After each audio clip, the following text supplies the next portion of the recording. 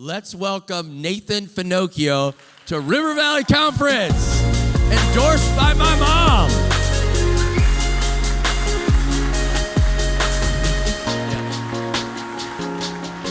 Thank you. Have a seat. That was just an incredible word in that first session. Thank you so much, Pastor. So challenging, and thankful for that just fresh challenge. 5 years ago, I think, I'm in the middle of, I think maybe 7 or 8 services on a Sunday. And I remember thinking, I was at the back of our church, and I remember thinking, like, why do we do what we do? And I'm a pastor's kid. I kind of know why we do what we do. Yeah. I know, like, the right answers, but I remember being a kid and reading, and I'd read for so long that the words would all mash together. And you just start to, have you ever stared at a word you've been reading for too long, and you're like, what does the even mean? And I think that at times we need to just take a step back and revisit why we do what we do. Because just in the repetition of things, sometimes you lose the big picture. And so that's kind of the heart of what I wanted to share. I was going to do like a leadership thing or something fancy and theological, but I just kind of wanted to share a journey that I've been on the last 5 years. So that's what we're going to do today. I want to talk about why we do what we do. So I've been married to Jasmine it'll be 10 years in September, which is pretty cool. Jazzy is Australian, which means she speaks English with a speech impediment.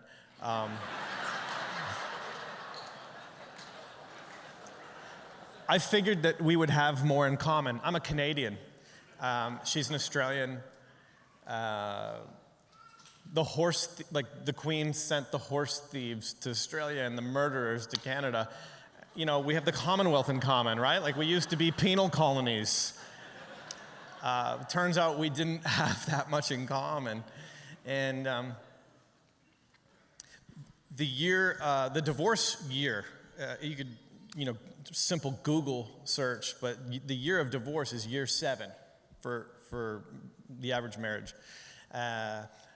I think it's Tim Keller that he sort of guesstimates that the reason why we break up in year 7 is because, well, there's a number of reasons, but he believes that we're master manipulators. And one of the things that we do is we project onto each other the idealized spouse. I'll explain it in a second. So let's just start with this. Dating is all lies. Right? It's a job interview that you really need. Right? And you're like, yes, I'm trained in karate. I'm a brain surgeon. You're like, sir, this is McDonald's. It's like, calm down. And so you just want to be with that person, and so you're just saying ridiculous things. And the funny thing is that the other person believes, like, they're willingly deceived. Right? And they project onto that person these things because we literally deceive ourselves. It's the craziest thing. Here's an example. A girl has a recipe from her nonna. It's their secret tomato sauce recipe from the old country, right? And I learned it, and it's amazing. And so she makes it for her husband to be when they're dating or whatever. And he's like, it was all right, But she heard it's insane. It's the best thing ever. And so for 7 years, he's kind of like, yeah, it's good. Like he just eats it, right? And then year 7, I think, it dawns upon her that he's not saying it's great. She begins to corner him, And then he's honest and he's like, well, I don't know, I'm just not super into it, I guess, and she's like, who are you? Right? Or another reality is that maybe he changed. Like maybe he just doesn't like spaghetti anymore. You know what I mean? Which happens in marriages. It's like, and so my wife and I have been there. We've been in that year 7 thing for a number of years now. It's like, who did I marry?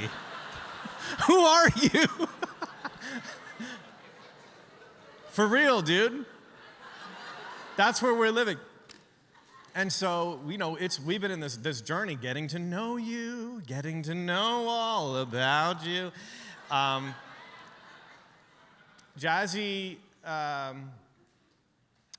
when you have so in year 7, basically what happens is people decide whether they're going to stick with that person and begin to find out who that person really is that they married. And typically, as Christians, right, like that's what we do, right? What we're supposed to do anyways. It's like, right, you said till death do us part. And so, or until our cooking kills me. So, Nathan, stop.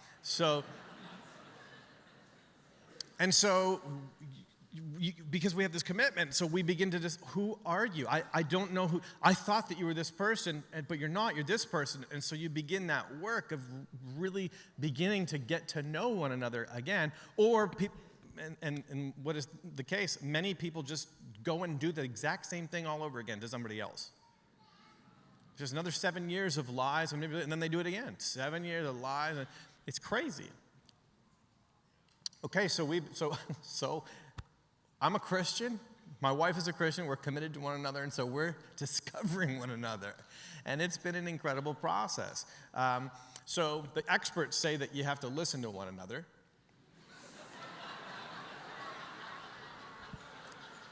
I'm in a relationship with another person. It's not me. It's an entirely different human being. And the way that I get to know Jasmine is through her self-revelation. She has to self-define, right? I can't project onto her or tell her who she is. Jazzy has to tell me who she is. And I have to listen. And I have to be willing to listen. The experts also say that you're not supposed to love each other the way that you want to be loved. You're supposed to love them the way that they want to be loved. But first you have to find out how they want to be loved. So I've been doing some detective work, man. When my wife rolls her eyes, and well, there's two things. My wife rolls her... When my wife rolls her eyes into the back of her head, it could mean one of two things, right? The first could be, you're a dead man. The second thing could be that she loves something. Right? It's either love or hate. So I know my wife loves sushi because she rolls her eyes in the back of her head. And it wasn't something that I said. You know what I mean? Like,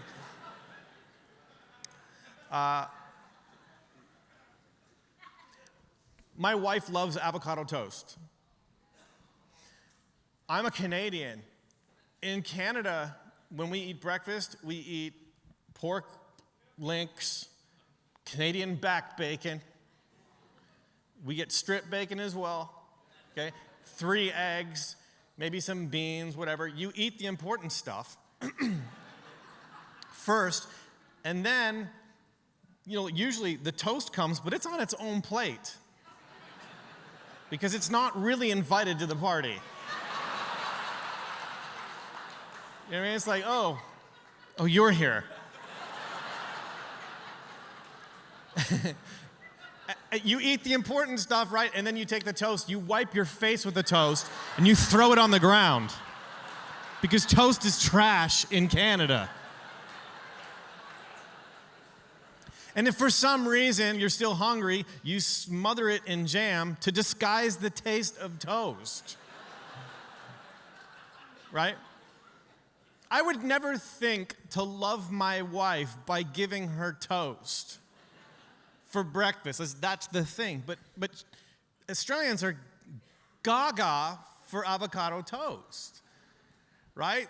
They'll get some avocado on there, they'll sprinkle some oil and some salt, and they'll charge you $36 for it. That doesn't make sense to me, right? But I love Jasmine, and I want to show her that I'm listening and I'm paying attention and I know what she likes. And so, dude, I'll go to Trader Joe's, not even asked. I'll just stop in. It's this new thing that I do. Because she loves Trader Joe's, and I'll get sourdough. It's sourdough toast that she likes. It's not the trailer trash toast that I was raised with. Right? I've learned to hold avocados. I never touched an avocado in my life until I married this woman. Right? When you pick up an avocado, and so I've learned, like, you get your thumb, dude, and you put it in, and if it goes too far in, it's too ready. If it doesn't go in at all, it's not ready. It needs to go in a little bit, and it's ready, right? And then my wife loves olive oil, but it's got to be one of those tiny olive oil jar, or like the high quality producer olive oil. The olives have to be virgins. What are you, a vampire?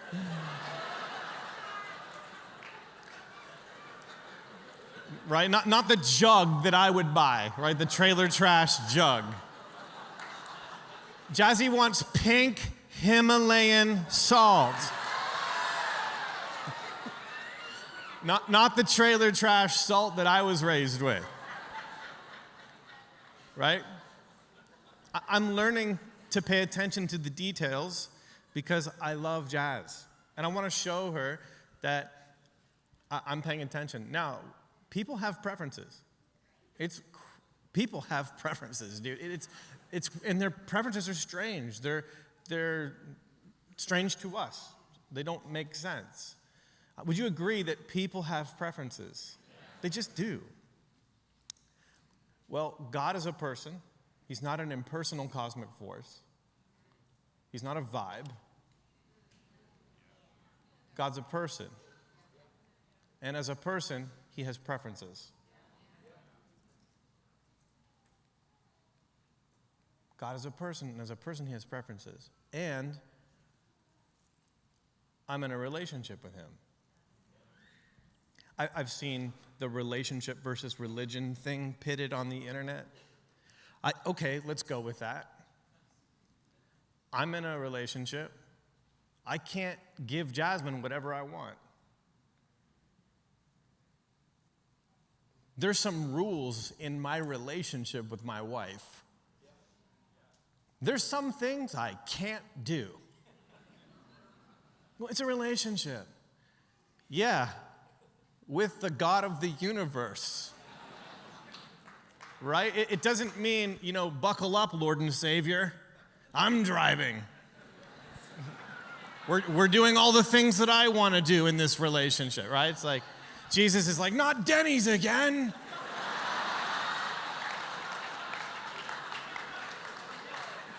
I don't know if my bowels could handle it.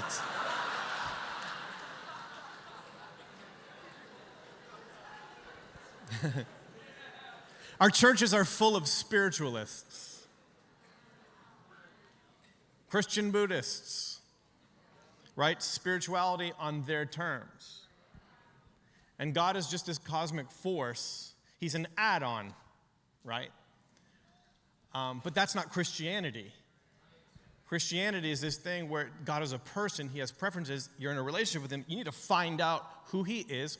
Of course there's a Bible because God's a person and he has preferences. I don't understand it. Well, yeah, I'm never going to know God. Last time I was here, I was talking about this. I'm never going to know God exhaustively. I will never know Jasmine exhaustively. No, and I'm never going to understand their preferences. I think it was Oscar Wilde that said, women are not made to be understood, they're made to be loved. I'm never going to, when I look at God, I'm not going to have figured him out. I'm going to be just as confused. I can't know God exhaustively, but I can know him accurately. I can't know Jasmine exhaustively, but I can know her accurately. And so being in this relationship, the whole of Christian worship is finding out who God is from his self-revelation, not projecting onto him. Right? As the spiritualists do. Well, I could never worship a God who, nobody cares.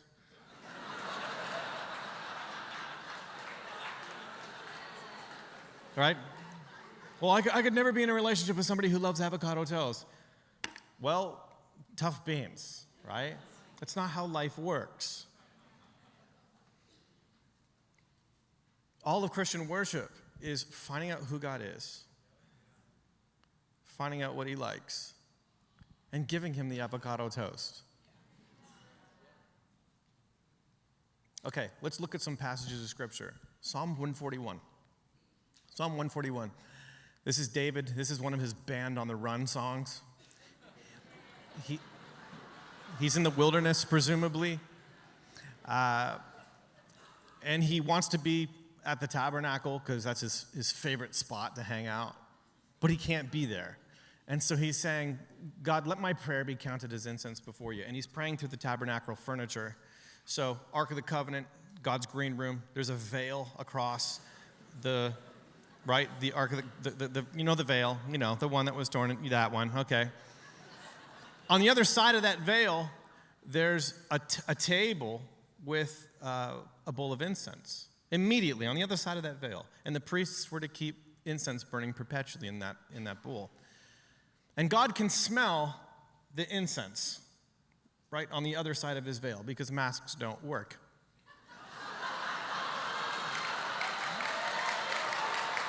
Nathan, no. That was cheap, and I'm sorry.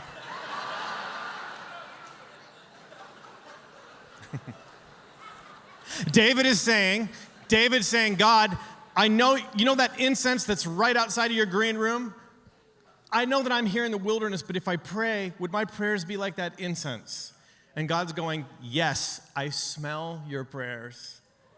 Any way you are. And of course, David is praying prophetically. Jesus teaches us that. David in the Spirit writes. And David is anticipating what we see in the book of Revelation, which, of course, you know, the tabernacle is like a Barbie doll house. Because a Barbie doll house is like it's a fabrication, it's a look-alike of what a real house looks like. And that's kind of what the tabernacle was. And so we see in the book of Revelation, the prayers of the saints are incense that's rising before the throne of God. God smells prayers. Pretty cool. Next verse, the next part here, David says, and the lifting up of my hands is the evening sacrifice. And David's saying, look, I've read Torah. I know what you're into. You like sheep, you like goats, you like that stuff. And I don't understand it. You know, I would have asked for maybe a back massage or something, but you know, I want to give you what you want, because I want to show you that I'm in this relationship with you. But God, I'm in the wilderness and I can't be at the tabernacle. So would the lifting of my hands be like the evening sacrifice? Where does David get off, assuming that God would be into hands? You know what I mean? Well, he's doing this in the Spirit. Right? He's writing this prophetically. He's anticipating and creating precedent for New Testament worship. God's going, I love hands. God likes hands. That's why we do what we do. Why do we lift our hands and clap? It's so weird. Because the lifting up of your hands is like the evening sacrifice. It's something that pleases God's heart. That's why we do it. Hebrew word for hand is yod. If you got a hand, if you got a yod, show me your hands. Come on, audience participation. All right, just hold your hand there and then just do a little wave. Oh, that's beautiful. Hi. You just did a yada. Yada means praise. root word yod. To yada just means to wave the hand. And it's one of the main Hebrew words for praise. You've heard yada before in its English transliteration, which is Judah. Thank you, German theologians, for hardening out those, sneaking those J's in there. Let's go to Hebrews chapter 13. The book of Hebrews, I think the occasion for the writing of the book of Hebrews, it's an encyclical letter written to presumably Jews living throughout the Mediterranean, the diaspora. But Jewish Christians probably had it the hardest when they got saved. People stopped doing business with them. Their family kicked them out. They were kicked out of the synagogues. They had no friends. They had no money. Their pets' heads are falling off. And this is why Paul literally has to go around the Mediterranean and raise money for the Judean saint relief effort. These guys, this is why people are selling their properties and sharing all the money, because these people they're hungry, they're broke. And they are struggling. And they're thinking about leaving Jesus.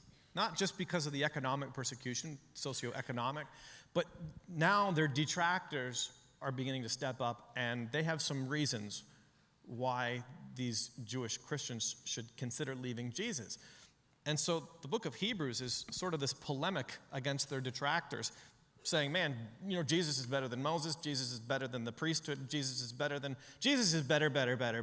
Just stick with Jesus. One of the questions they would be asking is, okay, well, how do we worship God now that we don't have a temple, that we don't have priests that we can come and bring, our things to? Like, how do we do that? And so in Hebrews chapter 13, it sort of culminates in practical instructions for worship.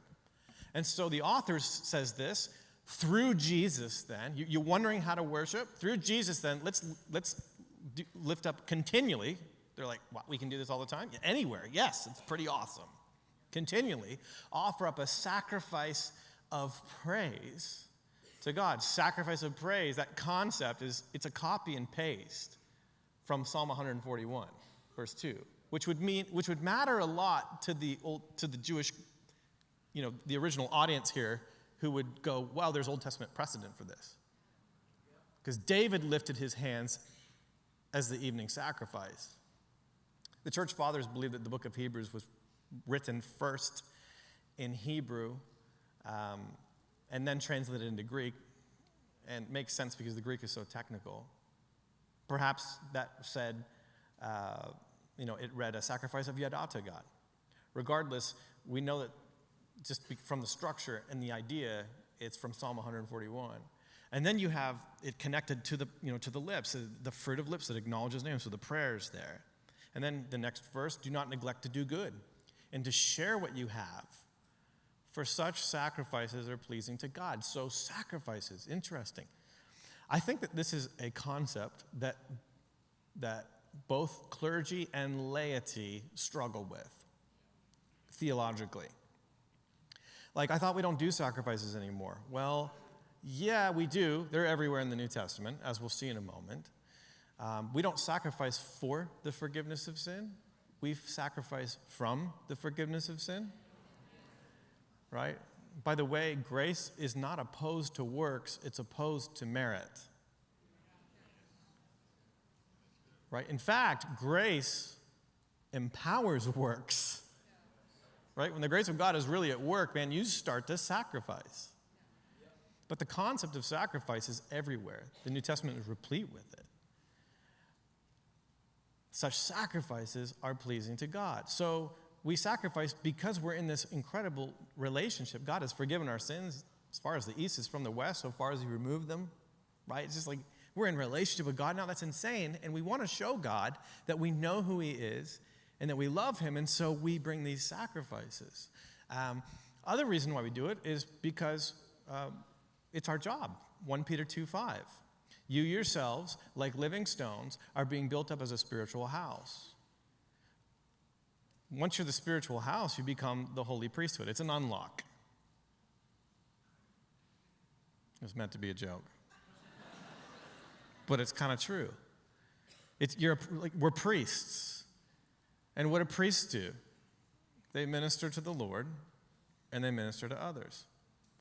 But they minister to the Lord first and foremost. I think that many of us have forgotten that the primary role of the church is to worship God. Wayne Grudem says that the primary role of the church, the purpose of the church in this order is to worship God, equip the saints, and reach the world. In that order. And the order really matters.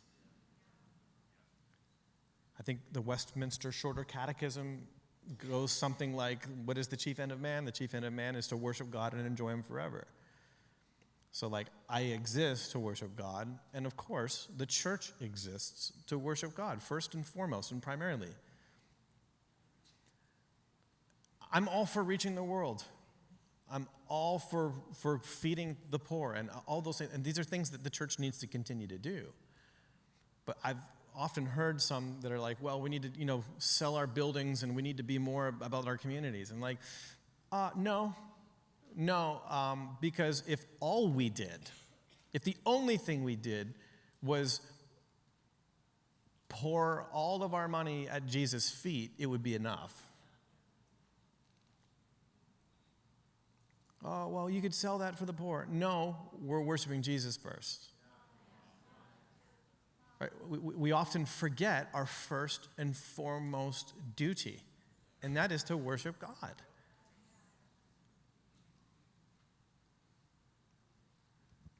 We're a priesthood. And what does the priest do? They offer spiritual sacrifices. What kind? Acceptable ones. Right? Ones that God's asked for. Right? At the beginning of the verse, if we could just turn back to it, you yourself, living stones are being built up as a spiritual house. There's something corporate about our salvation, and we need to tell our congregations that. Right? When God is saving somebody, he's adding somebody. Acts chapter 2. I can tell that God is saving them when they're being added to the church. I think we need better definitions, better soteriological definitions, better definitions of salvation and what's happening in somebody's life. Right? They're being added to the church. God added to the church daily those he was saving. Why? Because you're a living stone. A better idea is a living brick, contextually. Have you ever seen a brick and it's just hanging out all by itself? It's like, oh, buddy. Right? He's like chipped. It's like, oh, nobody wants you. Right? It's always weird to see a brick all by itself because it's like you know exactly what's wrong. He's alone. He wasn't designed to be alone. He was designed to be with other bricks. Our people are fulfilling one of their primary roles just by coming to the gathered church every Sunday. Why don't they know that? Why don't we tell them that?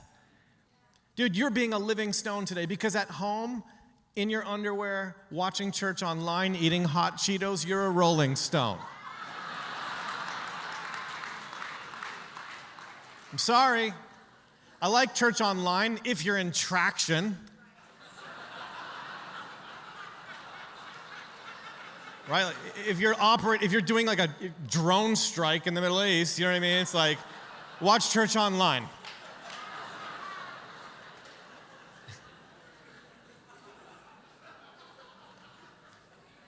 You hearing me? Right, but if you are at home and you can come to church, come to church. Be a living stone. And the living stones are built up as a spiritual house.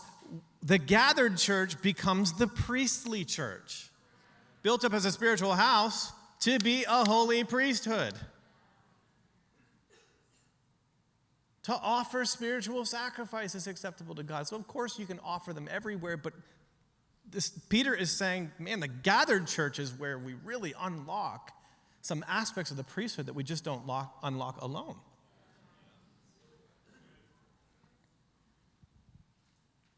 We used to sing this song, we bring the sacrifice of praise into the house, hey, of the Lord. We bring the sacrifice of praise, yes we do, into the house, hey, of the Lord. And we offer up to you the sacrifices of thanksgiving. Ooh. Horrible song. Great theology. Because we were singing about our job. What's happened is that, see, everywhere else our people are consumers. Everywhere else they're consumers. And I'm cool with that, actually. Go free market capitalism. Man, if you open a cafe and your music sucks and your food is awful and your staff are awful, I hope that your business dies. I will tell everybody not to go there. But if you open up a cafe and the food's amazing and the music's amazing and your staff are polite, I'll tell everybody to go there and I hope that your business thrives. We vote with our dollars, and that's a good thing, right? It keeps the market in check by appealing to people's greed. It's wonderful. The assumption of capitalism is that people are sinful. That's a good assumption. Right? So, I digress. When we leave and we're out there, we're always voting with our dollars. We're a consumer, we're a consumer, we're a consumer, we're a consumer. And that's cool. You know, we got our Yelp reviews. We're Yelp reviewing people, lighting businesses on fire a paragraph at a time. It's fantastic. But what happens is our people come into church and they remain a consumer. And we've not taught them that they're a priest. And if Protestant churches don't teach the most foundational principle of the Protestant Reformation, that we're all priests, this thing is not going to work. Right? So either go be a Catholic and be passive in the Mass. Just be like, you do it. You do it. Can you do it? No, you do it. Right? That's Protestantism. You do it. It's your job. You're the priest, bruh. Right? Like, literally, this is not the worship band. You are the worship band. They are just facilitating your job to offer the sacrifices. Right? And which ones? Acceptable ones. So when you come to church, you're like, I brought these, Lord.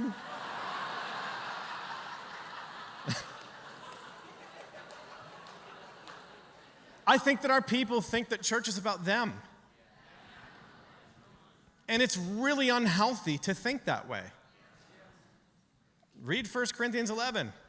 Doesn't work out so well for people who think that church is all about themselves. Right? Gorging themselves, getting drunk at church. It's like, this is all about me. It's like, ooh. No, church is totally about it's about him and his. And it's about bringing, God, I love you. I'm here for you, first and foremost. Right? I don't care if the music was a little loud and it was a little dark in there. They didn't sing Good, Good Father. It's my favorite song. No, you're a priest, dude. You're a priest.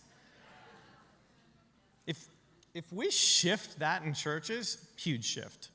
Huge momentum shift. Huge presence shift. God, I brought the sacrifices. Psalm 57. My heart is steadfast, O God. My heart is steadfast. This is a weird verse. I remember reading this in Bible college and going, what is David smoking? He says, I will sing and make melody. And then he starts saying, awake my glory. Usually the Bible talks about God's glory. Well, David's talking about his glory. And then he tells us what his glory is. He says, awake, O harp and lyre. I will awaken the dawn. David is like the Jimi Hendrix of the harp. Right? He's insane. big into music, big into worship. We got his entire discography. It's called the Psalms. It's pretty awesome. And he's saying, God, I'm going to worship you, but I'm going to worship you the best part of me, my glory. Right? Hebrew word for glory is kabod, means weight. And there's some aspects, different aspects to our glory. By the way, everybody has glory. That glory is transcendent. It's from God. And the reason why we give glory to the Lord is because we give it back to him, right? Give unto the Lord, O you mighty, give unto the Lord glory and strength. Give unto the Lord glory, do his name, right? And so David, he's got his harp strapped on. He's plugging into his Marshall stack. He turns the amp to 11, right? God, I'm gonna awake the dawn.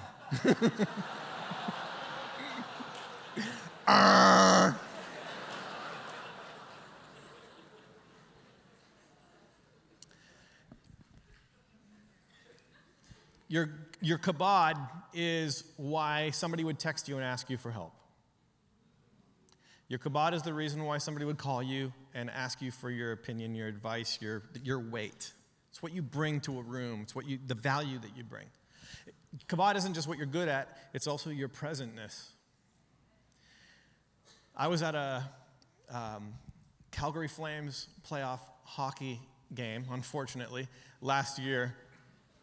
I'm not a Flames fan, but I was at a church in Calgary, and so we're hanging out. It was cool. I mean, playoff hockey is great. And there was this moment during the game where the 45-year-old son of the coach of the Calgary Flames, who was Down syndrome, he has this moment, and they introduce him. Apparently they do it every game because he comes to all the games. And they put the camera on him, and they say, it's the Greg so-and-so time, and the whole audience goes, yeah! And then they put dance music on, and he dances for like 3 minutes straight. And the entire arena goes electric. I've never seen anything like it in my entire life. And we're just going, yeah! And he is going hard in the paint. It was amazing. Now, he's not the greatest dancer in the world. But it was glory. He danced so amazing, right? Not necessarily skillfully, but there was glory pouring out of him, and it caused glory to come out of everybody else. It was the most beautiful thing I've ever seen.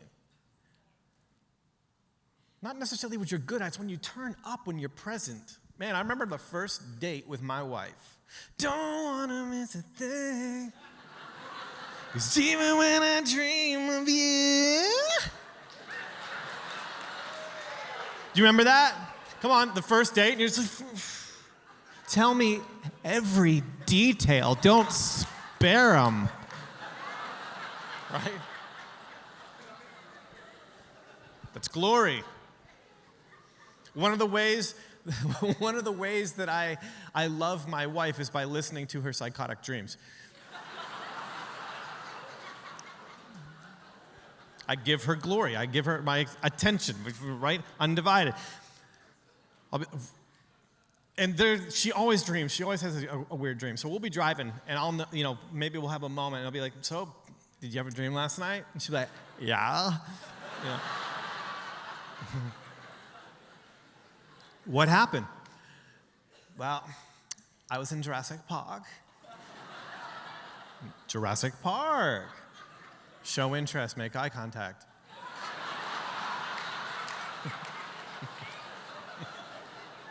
I'm learning. What happened next, dear? Then there was a bunch of velociraptors that started chasing me. Velociraptors, right? I'll be driving. Maybe there'll be a dude that's a little bit close, right? I'm looking in the mirror now. She's talking. I'm like, uh-huh. In the back of my mind, I'm like, is that the IRS? I did give $50 to the Trump campaign 2 years ago. Yep, that's what it is. It's definitely what it is. Like, it's the FBI,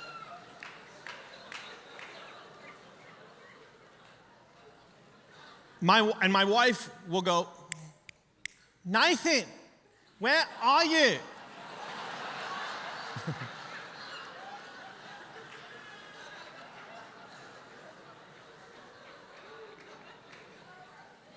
God is like a woman. He knows when you're not there.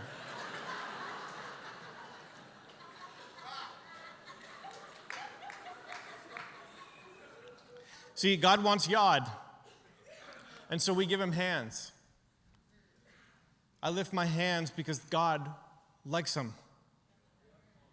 And when I come to church, it's not about me, it's about him. And of course, there's this paradox where he who refreshes others will himself be refreshed. And that's incredible. But when I give God the yod with kabod, come on, my hands and my glory, right? My money represents my glory. I'm paid for what I'm good at. I'm paid for my time. I'm paid for my value. And when I give my money to God, I'm giving him kabod.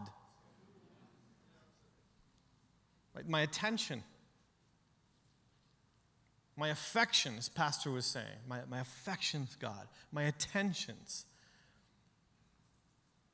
Let the words of my mouth, the meditation of my heart be acceptable. God, my attentions, and I'm paying attention, right?